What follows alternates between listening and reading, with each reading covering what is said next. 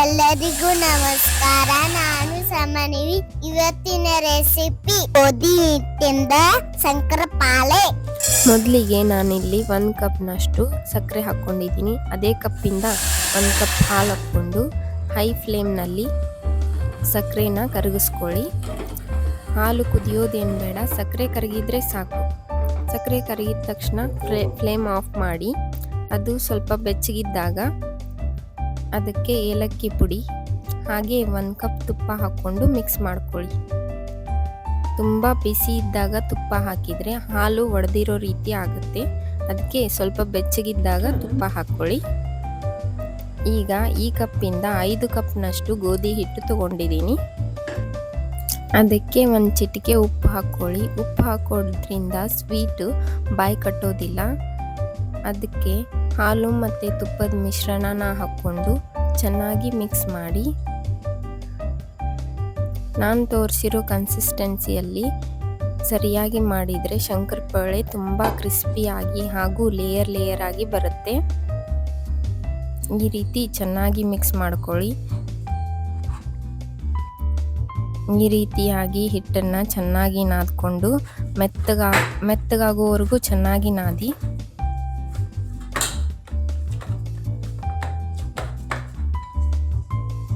ಈ ರೀತಿ ನಾದ್ಕೊಂಡು ಇದನ್ನು 10 ನಿಮಿಷ ರೆಸ್ಟ್ ಮಾಡೋದಕ್ಕೆ ಬಿಡಿ. ಈಗ 10 ನಿಮಿಷ ಆಗಿದೆ. ಈಗ ಮತ್ತೆ ಕೈಯಿಂದ ಚೆನ್ನಾಗಿ ನಾದ್ಕೊಳ್ಳಿ ಹಿಟ್ಟನ್ನು.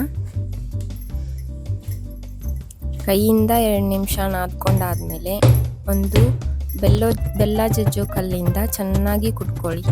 ಈ ರೀತಿ ಬೆಲ್ಲ ಜಜ್ದಿರಲ್ಲ ಅದೇ ರೀತಿ ಇದನ್ನು ಚೆನ್ನಾಗಿ ಮಡಚಿ ಜಜ್ಜಿ. 2 ನಿಮಿಷ ಈ ರೀತಿ ಜಜ್ಜೋದ್ರಿಂದ ಹಿಟ್ಟು ತುಂಬ ಪಳ್ಳಾಗುತ್ತೆ ಹಾಗೂ ಲೇಯರ್ ಆಗಿ ಕ್ರಿಸ್ಪಿಯಾಗಿ ಬರೋದಕ್ಕೆ ಹೆಲ್ಪ್ ಆಗುತ್ತೆ. ಈ ರೀತಿ ಜಜ್ಕೊಂಡಾದ್ಮೇಲೆ ಕೈಯಿಂದ ನಾದ್ಕೊಂಡು ಇದನ್ನು 2 ಭಾಗ ಮಾಡ್ತಾ ಇದ್ದೀನಿ.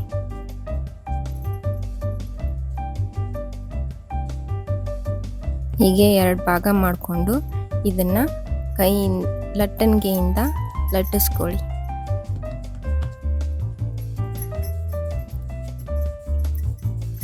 ನಾನು ತೋರಿಸಿದ್ರು ಇದೇ ಮೆಥಡಲ್ಲಿ ಮಾಡಿ. ಗೋಧಿ ಹಿಟ್ಟಿಂದಾದರೂ ಕೂಡ ಶಂಕರಪಾಳೆ ತುಂಬ ಲೇಯರ್ ಆಗಿ ಕ್ರಿಸ್ಪಿಯಾಗಿ ಬರುತ್ತೆ. ಈ ರೀತಿ ಲಟ್ಟಿಸಿ ಆಮೇಲೆ ಇದನ್ನು ಈ ರೀತಿ ಫೋಲ್ಡ್ ಮಾಡಿ ಮತ್ತೆ ಲಟ್ಟಿಸಿ. ಚಪಾತಿಗಿಂತ ಸ್ವಲ್ಪ ದಪ್ಪನಾಗಿ ಇರಬೇಕು.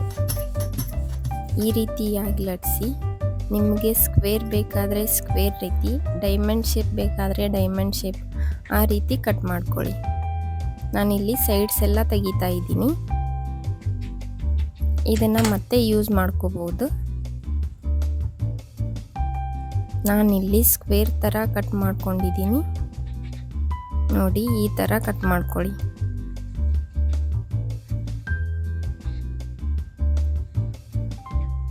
ಇದನ್ನು ಮನೆಯಲ್ಲಿ ಮಕ್ಕಳಿಗೆ ಮಾಡಿಕೊಡಿ, ತುಂಬ ಇಷ್ಟಪಟ್ಟು ತಿಂತಾರೆ.